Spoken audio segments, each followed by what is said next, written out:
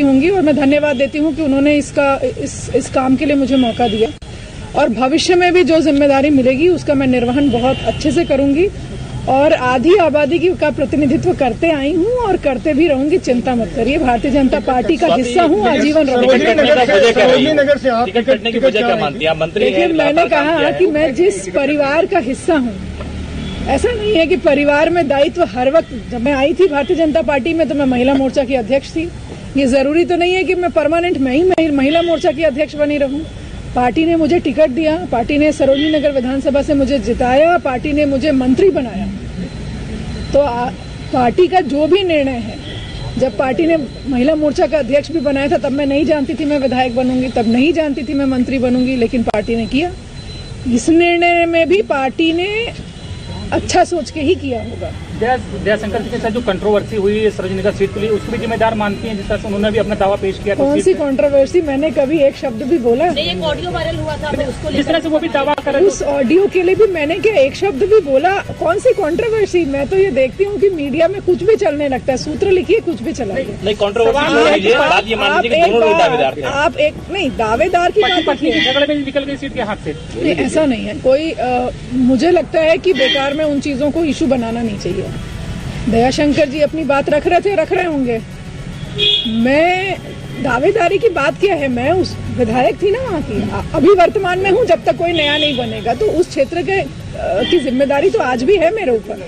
अगर आज मेरा कोई कार्यकर्ता आएगा, आज मेरे क्षेत्र गरीबों को लूटा जा रहा है। फुटपाथ व्यापारी, छोटे लघु मध्यम व्यापारी, ठेला वाले, अंडा वाले, बिसात की दुकान लगाने वालों को 500 रुपए साप्ताहिक वसूली की जाती थी। उनकी हफ्ता लिया जाता था। जो लोग हफ्ता को नहीं देते थे उसमें पुलिस प्रशासन भी लिप्त था। जो लोग हफ्ता को नहीं देते थे उनके साथ मारपीट, अभद्र व्यवहार किया जाता था।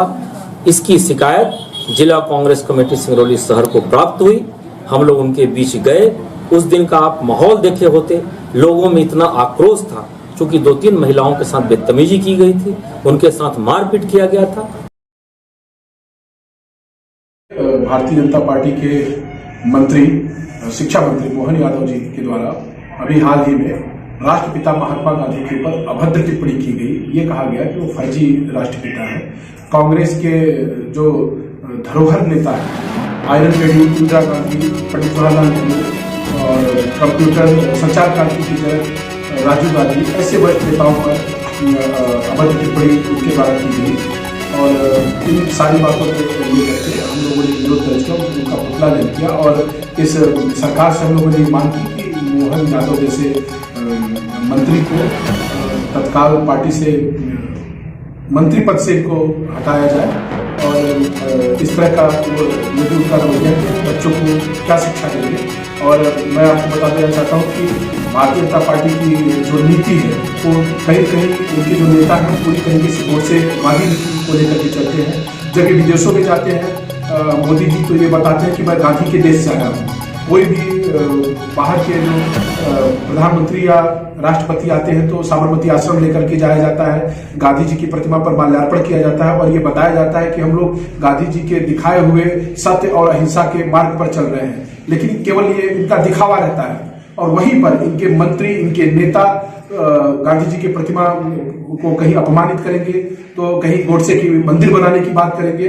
तो निश्चित तौर पर भारतीय जनता पार्टी की नीति और नीयत यह स्पष्ट दिखती है मोहन यादव जैसे नेताओं के टिप्पणी पर कि ये गांधी की विचारधारा से न चलने वाले लोग हैं, बल्कि ये गोडसे की विचारधारा को इस देश में जीवित करना चाहते हैं और गोडसे की विचारधारा से ये इस देश को चलाना चाहते हैं।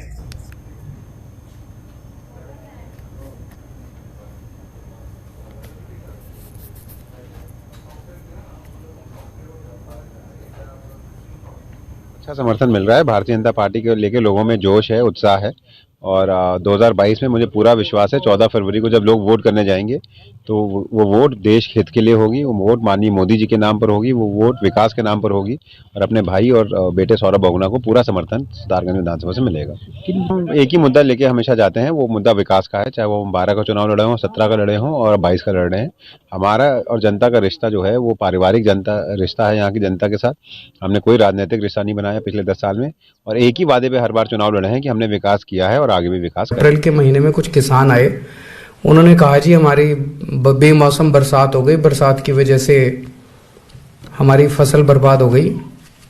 मैं उनके साथ ही हो लिया और 8-10 गांव में मैं घूम के आया। मैंने देखा कि फसल काफी बर्बाद हो गई थी और वहीं हम लोगों ने फिर ऐलान किया कि